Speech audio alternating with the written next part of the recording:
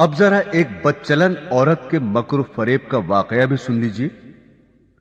بنی اسرائیل کے یہاں ایک پہاڑ تھا جسے وہ بڑی عظمت والا سمجھتے تھے اور اس کی بڑی عظمت و توقیر کرتے تھے، اور اگر کسی بات کا فیصلہ کرتے وقت قسم کھانے کی نوبت آتی تو اس پہاڑ پر چڑھ کر قسم کھاتے اور اسے وہ سچا سمجھ لیتے۔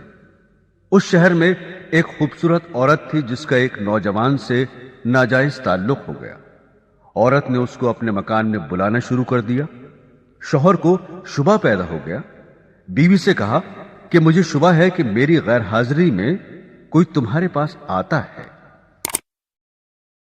عورت نے انکار کیا۔ شوہر نے کہا اگر تو سچی ہے تو پہاڑ پر چڑھ کر قسم کھا لے کہ تیرا کسی سے ناجائز تعلق نہیں ہے۔ عورت نے کہا ہاں، میں کل پہاڑ پر چل کر قسم کھانے کو تیار ہوں۔ ادھر اس نے اپنے آشنا سے کسی طرح چھپ کر یہ کہہ دیا کہ کل تم پہاڑ کے نیچے ایک گدھا لے کر کھڑے رہنا، میں اور میرا شوہر پہاڑ پر چڑھنے کے لیے وہاں آئیں گے، اور میں شوہر سے کہوں گی کہ پہاڑ پر چڑھتے ہوئے میں تھک جاؤں گی، اس بہانے تمہارا گدھا کرائے پر لے کر میں اس پر سوار ہو کر پہاڑ پر چڑھوں گی۔ تم گدھے والے کے بھیس میں وہاں موجود رہنا اور گدھے پر مجھے سوار کر کے میرے ساتھ ساتھ چلنا۔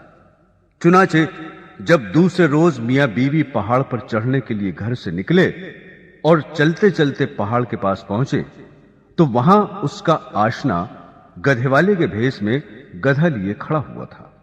عورت نے شوہر سے کہا چلتے چلتے میں تھک گئی ہوں، مجھے یہ گدھا کرائے پر سواری کے لیے دو۔ شوہر نے گدھے والے سے کرایہ مقرر کیا اور بیوی کو گدھے پر سوار کر کے تینوں پہاڑ پر چڑھنے لگے۔ جب وہ جگہ آئی جہاں لوگ قسمیں کھاتے تھے تو اس مکار عورت نے اپنے آپ کو گدھے سے نیچے گرا دیا، اور اس گرنے میں اپنی رانے وغیرہ قابل سطر بدن بھی ننگا کر دیا، اور ایسی صورت پیدا کر دکھائی کہ شوہر نے یہی سمجھا کہ گدھے سے اتفاقاً گر گئی اور گرتے ہوئے اتفاقاً ننگی ہو گئی ہے۔ وہ جھٹ اٹھی اور اپنا لباس درست کر کے پہاڑ کی قسم کھانے والی جگہ پر کھڑی ہو کر کہنے لگی میں قسم کھاتی ہوں میرے ننگے بدن کو آج تک تمہارے سوا اور اس گدھے والے کے سوا اور کسی نے نہیں دیکھا۔ شوہر مطمئن ہو گیا کیونکہ اس نے یہ سمجھا کہ اس گدھے والے نے اسے گدھے سے گرتے ہوئے اس کا ننگا بدن اتفاقاً دیکھا۔ تو دیکھا آپ نے، عورت جب مکر و فریب پر آ جائے تو ایسی چالاکیاں دکھا کر شوہر کو بے وقوف بنا دیتی ہے، لیکن یہ پتہ نہیں کہ آج یہ گناہ کسی مکر و فریب سے چھپا بھی لیا اور کسی کو پتہ بھی نہ چلا تو کل قیامت میں یہ بات نہیں چھپے گی، اس لیے کہ اللہ کو سب کچھ معلوم ہے۔